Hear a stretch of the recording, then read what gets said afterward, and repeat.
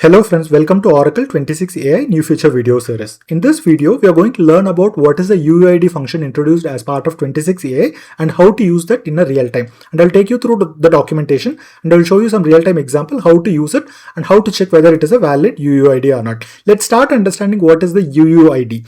So UUID is nothing but universally unique identifier, which is a 128-bit unique identifier to generate a completely unique and unpredictable value. So this can be used either as a primary key or transaction ID or session ID as part of any table information, because nowadays we are using much distributed application, so it is better to have a completely unpredictable and random value, something like this.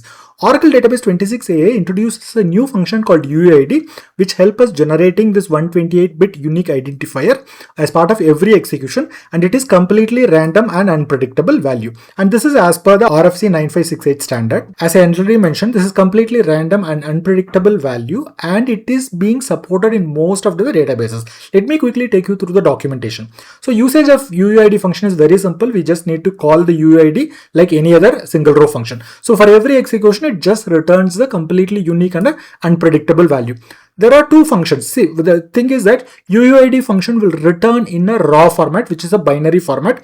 However, when you call this function as part of SQL or a SQL developer or any other tool, it will show you as a hexadecimal representation of that binary information. So we will not be able to see the binary data. However, internally it will be stored as a raw data. Suppose if you want to convert that raw data into a string, you can use this raw to UUID function. And if you want to convert vice versa, that is from string to a raw representation, then you can use this function. And if at any point, if you want to check whether a given string is a UUID or not, you can use this function. Basically, this function will check whether the given string is in any of these format. Anything other than this format, then it will return a false, otherwise true. Okay. Now let us start with the demo. Let me quickly show you how to use the UUID function. Let's start with the demo. In the previous version, we have a function called sysGUID, which will help us to generate a unique value. However, this is more predictable value. Starting from 26 AI onwards, we'll be able to use the UUID function. It's very simple and straightforward function. We'll be able to use as part of select statement or DML statement. For every execution, the UUID function will return the raw data type of data, which is completely unique and random. Though it is returning the binary information, raw data is nothing but the binary information. Though it is returning the binary information as part of the tool like SQL Developer or SQL Plus, we will not be able to see the complete binary data, but the tool will convert and show as a hexadecimal number. I will show you how internally it will get stored, that is the equivalent binary information. But whenever you execute and call the function like this, you will be seeing the hexadecimal number like this. Suppose if you want to convert this the raw data into a string, you can use the raw to UUID. So the input should be the raw input. So in this case, the function converts the binary raw input data into a string data so that we can use it for manipulation if needed. So very similar to this, if I want to convert the hexadecimal equivalent into a raw data for insertion into a table if I need, then we can use the UUID to raw. So both these functions will convert either from raw to string or from string to raw. Okay, so now let me show you how internally the things will get saved.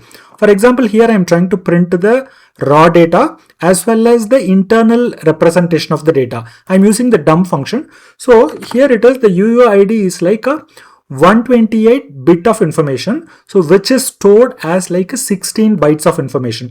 If you see here, so here you can see the length, that is 16 bytes of information is stored internally. So every byte is represented here as a hexadecimal number. For example, 170 decimal representation is nothing but the AA as the hexadecimal number. Let me show you the equivalent by converting the decimal into hexadecimal. For example, if I try to convert 170 from decimal into hexadecimal number, I'll be getting the AA. So that's why I told the decimal representation is what I am seeing, but internally it is storing as a binary information. But while displaying as part of the tool like SQL Plus or SQL Developer, we'll be able to see the hexadecimal representation data. So let me show you here. Suppose here it is a 45. The equivalent 45's hexadecimal representation is nothing but 2D. For example, if I try to convert 45 into hexadecimal number, you will be able to see the 2D. So this is what the hexadecimal representation for 45. Okay, so now let me show you how to use this as part of DML, or how to use this raw data and store as part of the table. So I'm just going to create a table called t_demo with two columns, one column to store the raw information and another column to store the character representation of the information. So I'm using the UUID function as part of this PLSQL block, and very simple and straightforward. I'm using the select statement to store into a raw variable, and then I'm inserting the raw value into the raw column and using the function to convert the raw information into a string representation and inserting into the table.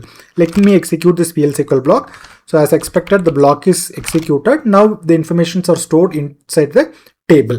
So we'll be able to store either as a raw, or you can convert the raw information into a string representation and you can store as a varchar also. Suppose if you want to check whether the string representation is actually a UUID, there is a function called isUUID. Suppose, let me take this information. Suppose you want to check whether the string representation is a UUID or not. For that, you can use a function called isUUID. So this will return either a true or false. So the UUID has a format which is mentioned in the documentation. I'll just give it here. So if it is not following this specific format, then we will get a false. Otherwise, it will return true. I hope you would have learned something new. If yes, please like this video, subscribe and stay tuned for new feature video, interview question, SQL practical question and concept videos. And thanks a lot for watching this video.